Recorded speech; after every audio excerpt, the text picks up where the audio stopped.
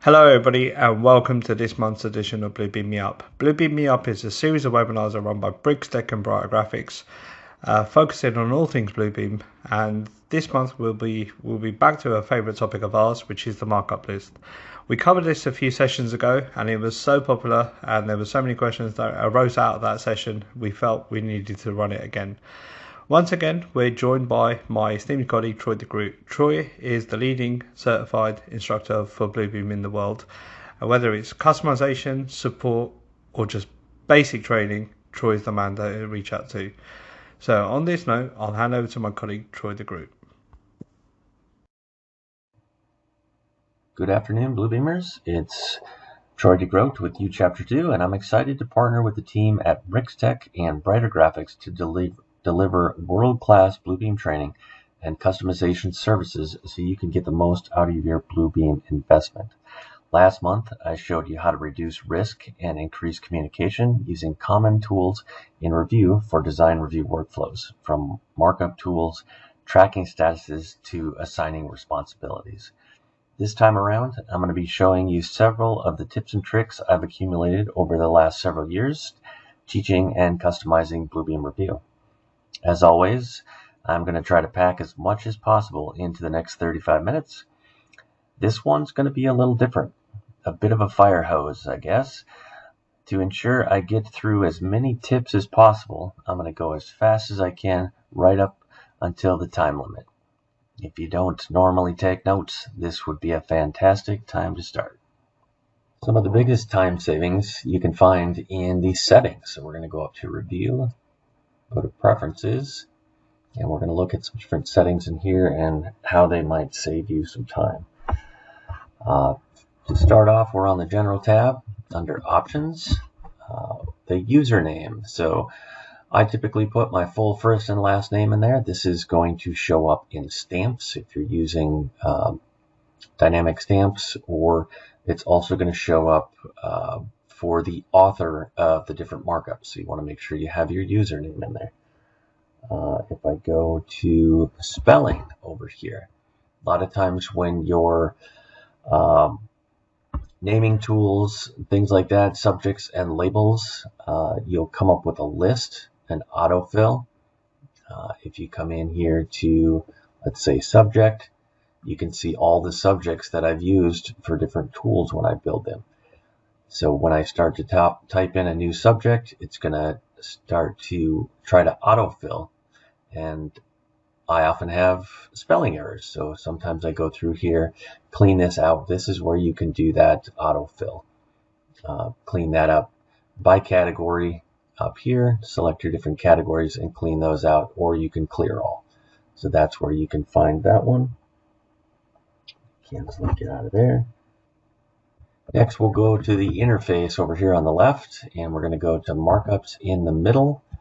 And I like to have this one checked, the zoom fit markups when selected. So when you select a markup in the markups list, it will zoom in directly to that markup on your screen. Let's see what that looks like. So when I come down here to my markups list, I'm just going to pick something, select it, and you can see it zooms directly into that markup. If I click on a different one, it zooms me over there. So that's a setting that I like to have on. Go back to our preferences. We're going to go down to Tools on the left and Markups at the top, and a couple of boxes I like to keep checked. This one here is Auto Size Text Box and Call Out Markups. What that does is when you're done typing in your text in a text box and click off of it, it will shrink the box to fit the text. So let's look at that one. I say OK. Come up here and do a text box.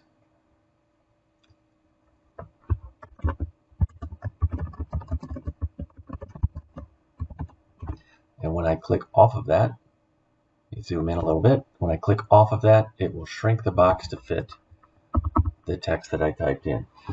Again, under Review, Preferences, Markups, Auto Size Text Box, and Call Out Markups. I like to have that on. And then down here, copy highlighted text into markup comments. So with that one turned on, I'll show you what that does. If I turn on my highlighter and I go to select this text on a vector-based drawing, you'll see down here in my markups list, when I select that markup, the notes, the text that I highlighted is going to be in the comments section. So if I uncheck that box, that won't show up there. Depending on your workflows, that might be an important one. Under Tools, Markups, and Copy Highlights. Next, we're going to go down to Studio on the left and Options on the top. And the second one down is, I believe, turned on by default. Enable flashing effect on Studio Alerts. Those of you that are using Studio Sessions and collaborating with a lot of people live, you'll notice that there's quite a bit of activity down in the right corner in the reporting. It's telling you every time somebody does a markup or changes documents or anything like that, and it flashes orange each time. It gets to be a little loud, so I like to turn that one on to enable flashing effect on Studio Alerts. I turn that one off. Next, we'll go down to Window on the left, and we're going to go to Tablet on the top. This is another highlighting one. Enable text highlighting. So first, I'm going to show you an issue that comes up a lot, and then I'll show you what this tool here does. So I'm going to say, okay. A lot of times what happens when you're in a congested area of the drawings and you go to highlight something, when you go and highlight it, it blinks and actually highlights everything except for the one that you wanted to highlight. So I'm going to go up and undo that. Undo. And then I'm going to go back to that setting and show you under Tablet, enable text highlighting. So if you don't want it to actually grab the text and you just want to do a freehand highlighter over it, you can turn this off to enable highlighting. If I turn that off, I'm going to say OK, grab my highlighter again, and now you'll see it's not trying to grab that text. I can just come in and draw a line with my highlighter. Next, I'm going to go into the preferences again. I'm going to go down to Admin, and on the Options tab here, this is where you can set your set Bluebeam Revu to your default PDF viewer. So you're going to click on here. It's going to open up your settings, and you can go ahead and do a search for PDF. And in here, you're going to set your default to Review. And then anytime you get an email or anything, you double click on a PDF, it's going to open it up in Review like we want it to. So that's that button. And then also, while we're in here, once in a while, you'll want to, once you have all these settings in here, you're going to want to back that up, save that. In case anything ever happens, you can restore those. You can come back to the settings that you had. So that's in there. That's it for the preferences. Next, I'm going to jump into the Review menu again and go down to Keyboard Shortcuts. Here is where you have a tab for all the tools and commands in Review. All of those tools are listed here, and the shortcuts, and you can actually customize them in here. So if you want Cloud to be something other than C, say you want that to be X for some reason, you can type it in, and it will tell you it's already being assigned to Add Signature field. Do you want to replace it? So you can reassign those if you want to match your keyboard shortcuts in maybe AutoCAD or Revit or some other CAD software, whatever you're using a lot. Next, I'm going to go into the File menu. In here, we can actually export to a Word document or an Excel file. So I'm going to open up this building code, go back in here. I'm going to export a Word document, and I can do an entire page or just a page region. I'm going to draw a box around this region here, and it's going to ask me where to save that. I'm going to save it to my desktop. and it's going to open it up for me. I'll drag that up here, and you can see that it keeps the formatting as well. So it does a nice job exporting that into a Word document. Then I'm going to jump over into my combined set, and I can also export to Excel. So let's say we have this drawing log that we want to export. I can go into File, Export, Excel, Page Region again, draw a box around my sheet index. It's going to export that and open it up.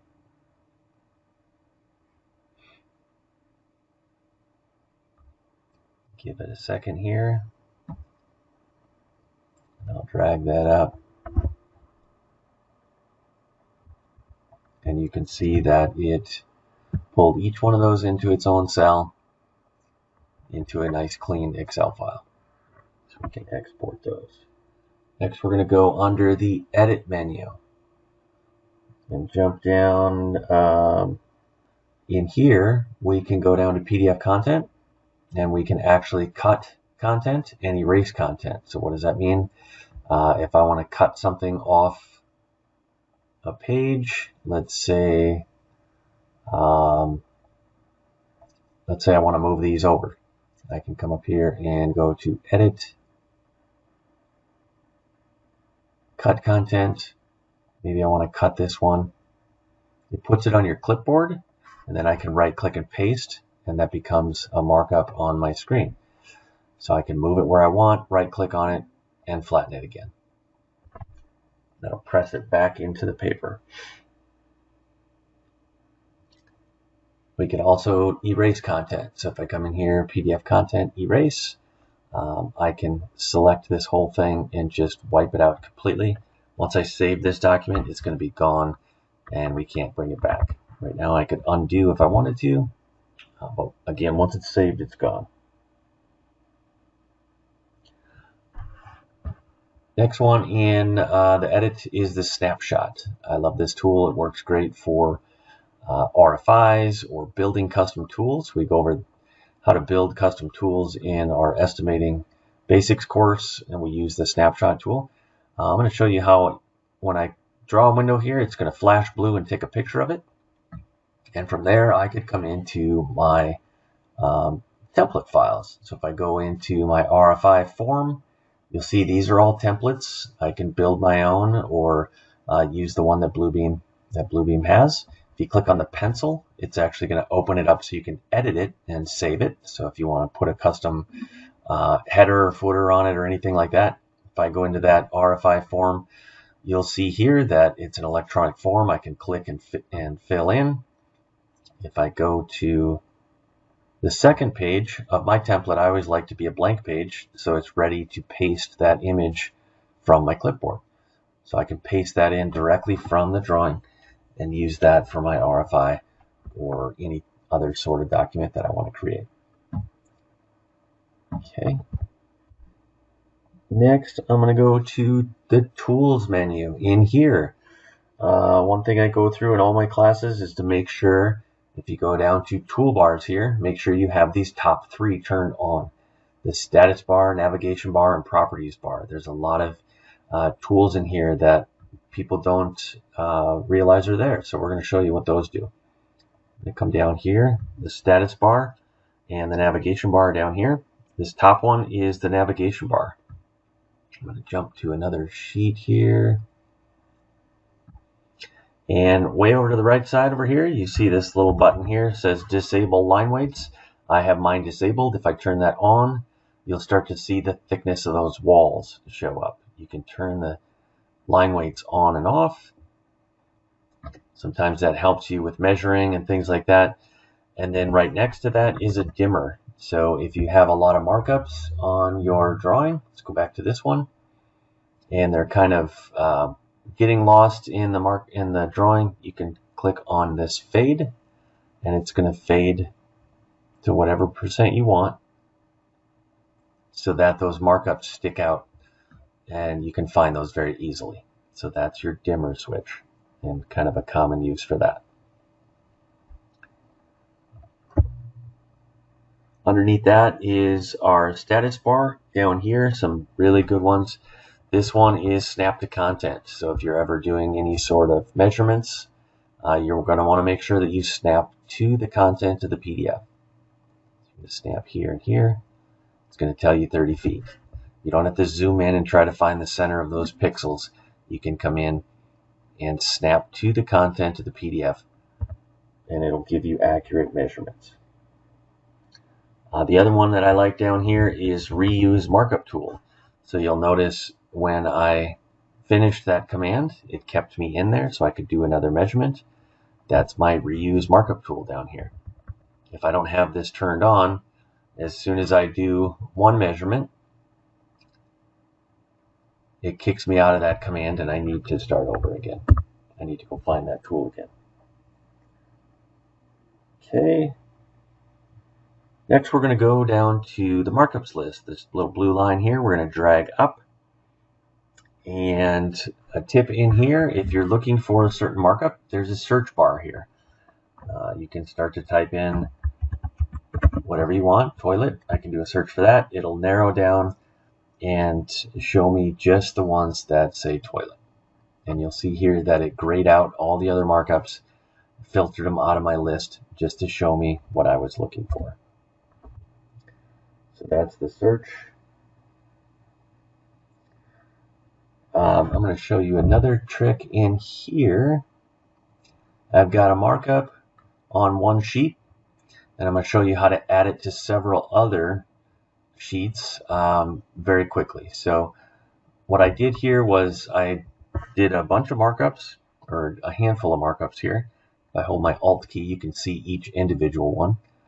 And then what I did was I did a Control G to group them, and a Control Shift G will ungroup them. So now they're all individual pieces. I drew a window around it, Control G to group it. If I hold my Alt key, I can come in here and edit individual pieces of that group without ungrouping it. So once I have this on a sheet, I'm going to right click on it, and I'm going to come down here to apply to pages. And in here, I want to switch this to, let's say, a custom range. And I'm going to say 3 through 6. I'm going to go 20 through 29. And 32 to 36. I want it to show up on each one of those. Say OK.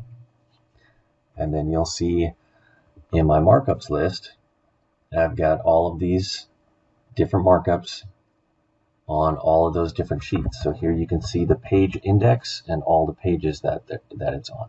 If I click on the top of the column, it'll sort it by sheet. But here you can see those are all in there. So that's a quick way to copy that and paste it on a handful of sheets that don't even need to be in order. The next one I want to show you is how to select individual pages, or all the pages that were affected by revision 2. So if I come down to my markups list, I do a Control A to select all.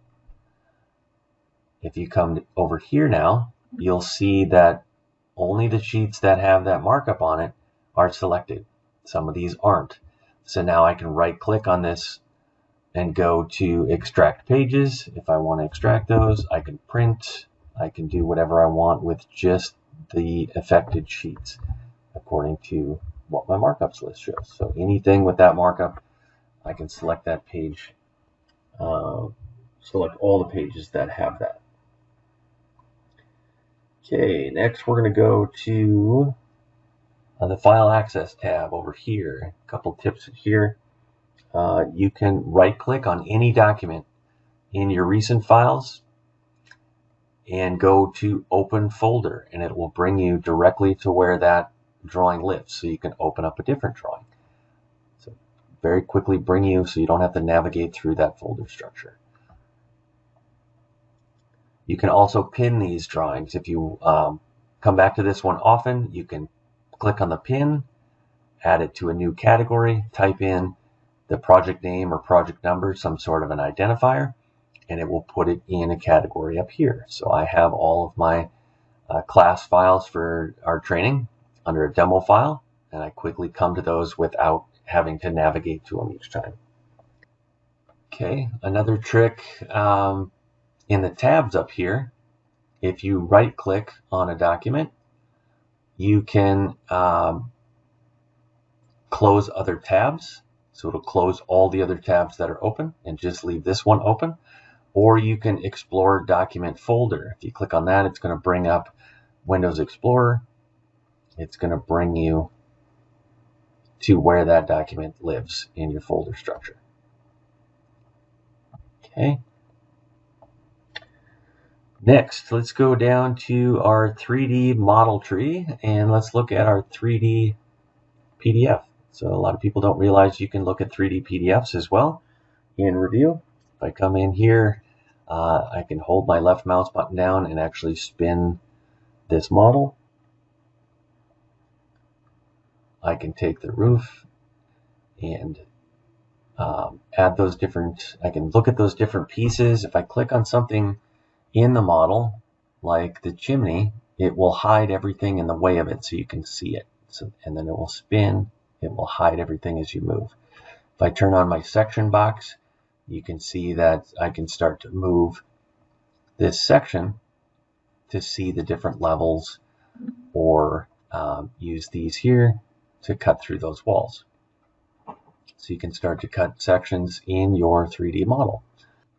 Once you get this looking the way that you want, you can select pieces here and actually lift the roof off if you want to. Lift that ceiling tile off, whatever you want that to look like. Once you get your section cuts all figured out, you can save this view. So you just come in here to the default, manage views, add a new one, name this whatever you want, and then that will save it.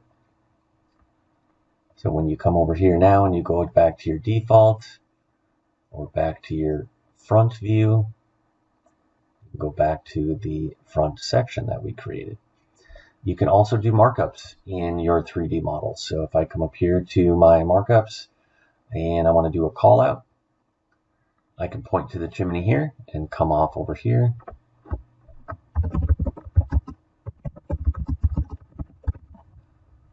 Put a note in there. And then as you navigate and rotate, you'll see, I'm going to turn off my section box here. You'll see this little blue sphere. When you click on that, it's going to rotate back to where you were and show that markup. So you can clean those up really nice. You've got your view here. It'll rotate it and show you that markup. Next, we'll go to the Layer tab. I'm going to close this one.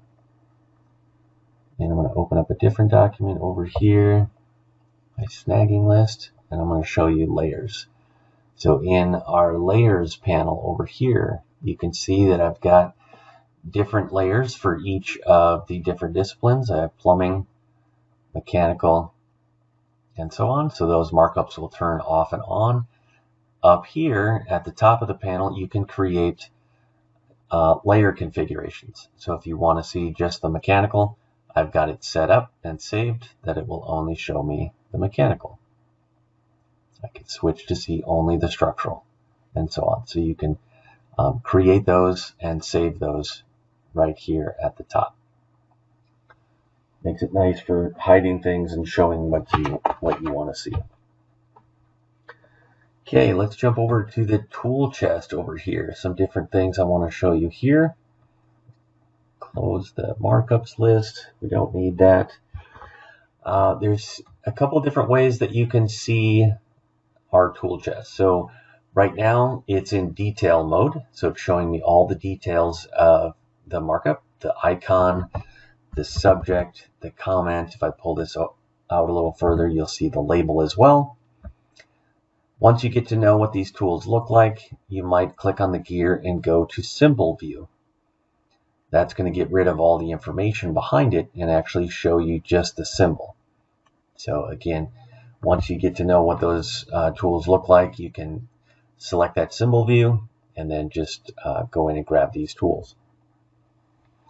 Okay, if I look at some of these other ones, estimating basics, I can leave these closed even, and with this little arrow here, I can click on that, and it's going to give me a symbol for all the tools that are in there. I don't even have to open that tool set to see those. It's right in there. And then another trick, if you've got a lot of tool sets and things like that, you can actually pin them to a toolbar. So if I come down here, go to pin, and let's just say I'm going to pin it to my edit toolbar, which is up here. You can see now that I've got a tool chest button up here, and all of those tools within that tool set are in my toolbar now. So I can start to reduce what I see on my screen. If I want to get rid of that left side panel, I can start to do that with these. That's another great tip. Next, I'm going to dive into some keyboard shortcuts. So I'm going to close some of these again and come back here. And I'm just going to go up into some white space up here. I showed you how we could copy and paste. So what I did on that, sorry, let me go back to here. I did a right click and I applied to pages, and I told it what pages to go to. If I just were to copy that and go to another sheet that's got a different title block, but it'll show what we're doing here. If I could do a Control-Shift-V, it will paste it in place exactly where I took it from on the other page. Okay, so Control-V will put it wherever your cursor is. Control-Shift-V will drop it where it was when you took it, when you copied it. So sometimes that's very useful. One setting that I didn't mention is the crosshairs. So I like to have my crosshairs, I have lines top to bottom, left to right here. You can see that. That you can find under the View menu. Full screen crosshairs, I like to have that turned on. It helps me navigate things and see what's going to be inside the boxes when I draw those. If you want to navigate, if you want to pan around to a different area, you can hold your Shift key down and it will give you your pan hand. And when you let go, you're still in that command, so you can still draw that line. Okay, so you hold your space bar down and you can pan over to where you want to do that markup. Next one, if I'm drawing a polyline here, or any sort of a poly length tool, if I'm drawing and I'm picking all my points, if I don't like the path I'm headed down, I can hit backspace on my keyboard and back up and then keep going again. Double click when I'm done. Same thing if I start with a count tool. So let's go down and select this toilet. If I'm placing these and I didn't want that one, I can hit backspace and it will back me up and I can keep going again. So I don't have to delete those and start over. Okay, back to the toolbar, up here to My Tools. You'll notice that the tools that I put in the My Tools tool chest, when I drop them in there, it gives it a little number up here. And that is a keyboard shortcut. So for the sync, it's 22. If I'm cruising around and I want to put syncs in, I'm going to type in 22 on my keyboard, and it's going to give me my sync tool. So those are assigned automatically. I use those for my most common tools. Next, we'll go to our thumbnails tab here. And for this one, I'm going to open up another version of Revu over here. So I've got a whole nother version of Revu open. I've got a one-page document, and I just want to show you that we can grab this here and drag it into the thumbnails on the other document we have open, and it will just carry that in and insert that on the page. So nice feature there. And all I did there was I went down to my taskbar. You hold your Shift key down and click on the Bluebeam logo, and it will open up another session of Bluebeam for you. So that's that one. Going super fast, trying to get as much as I can in here.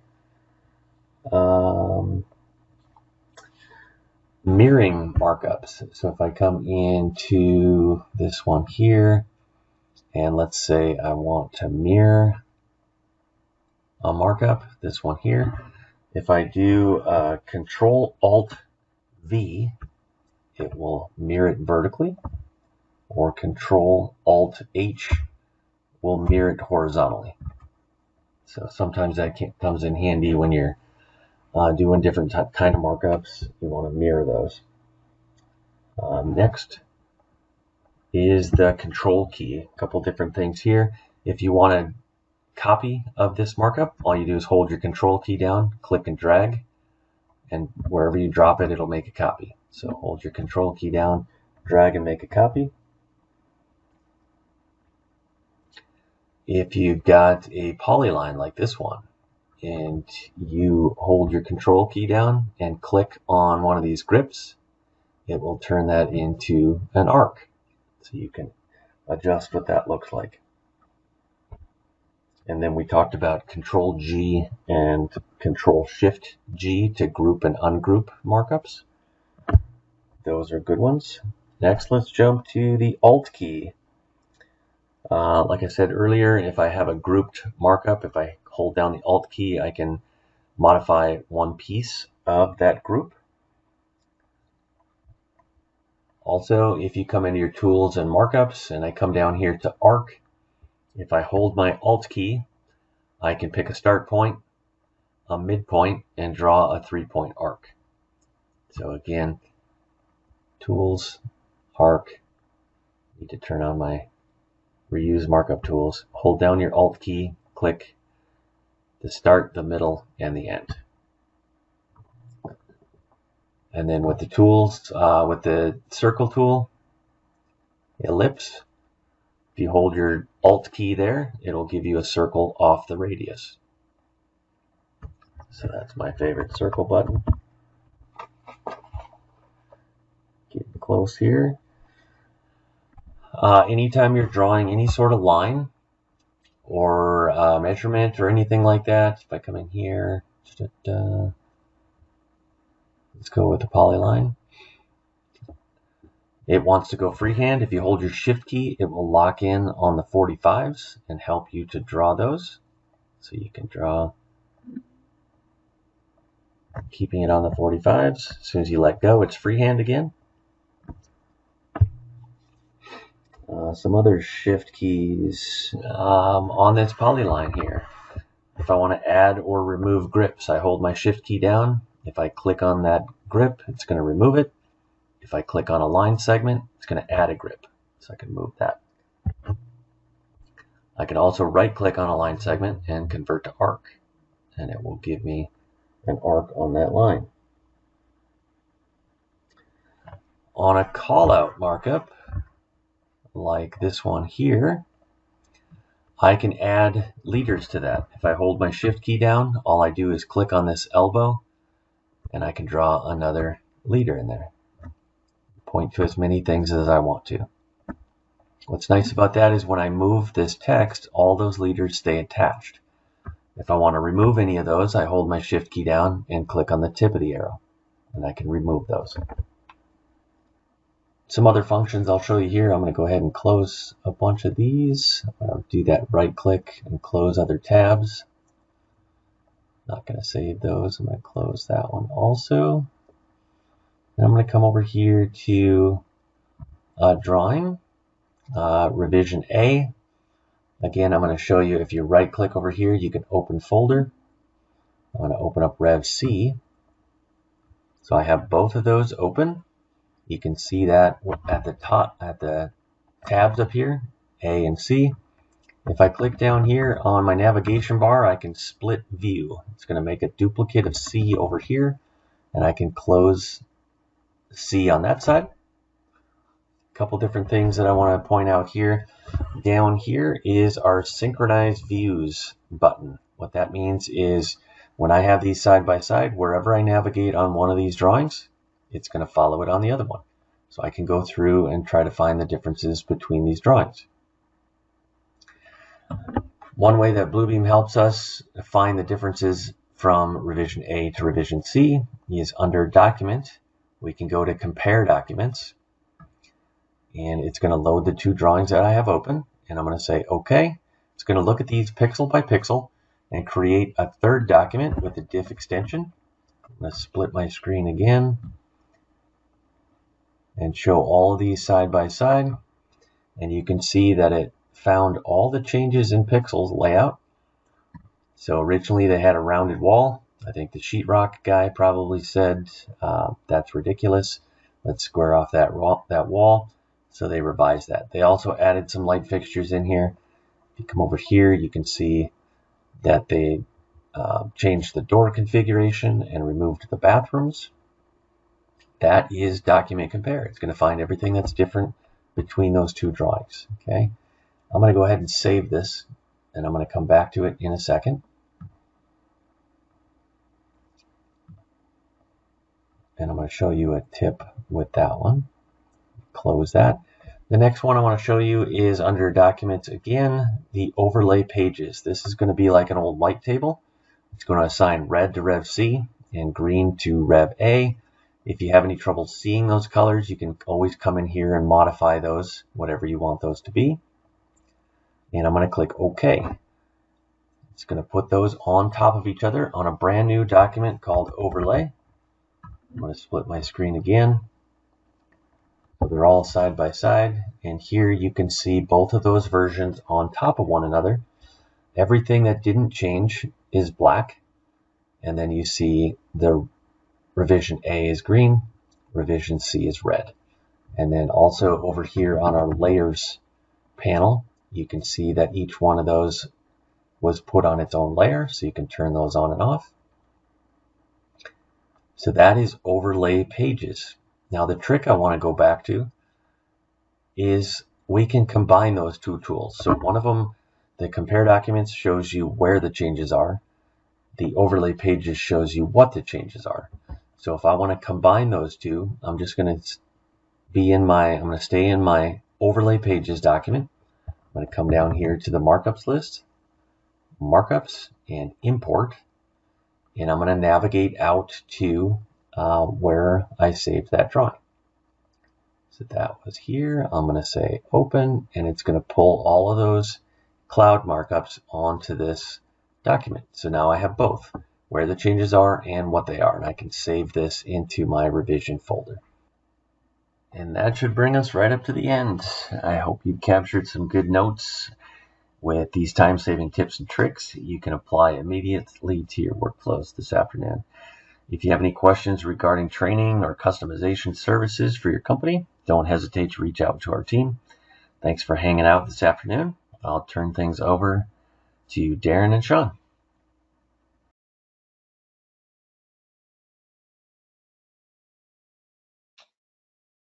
Wow. Okay. That's an amazing bit of work there, Troy. So thank you very much. Normally there's quite a few questions, but today we don't have any. So there was some issues with a couple of people trying to join the call. So apologies for that if you had some trouble joining the call. Look, I can understand there's a lot of content there, and Troy's whizzed through that in 38 minutes, and I'm sure you'll go back and revisit that. If you would like to go back and revisit it, the recording will be up on the website tomorrow. You'll also be emailed the link. Feel free to share that with your colleagues as well. The next webinar is we have a webinar on the 29th of November, and I think we're going to be focusing on civil site layout. So please come and join us for that. We do also have another webinar running, which is looking at a piece of technology called OpenSpace, and that's on the 15th of November. OpenSpace is 360-degree photo documentation, really cool bit of tech. So if you are interested in that, feel free to come along to the 15th of November webinar. Details are on the website. Thank you everybody for attending, and hopefully see you again. Take care.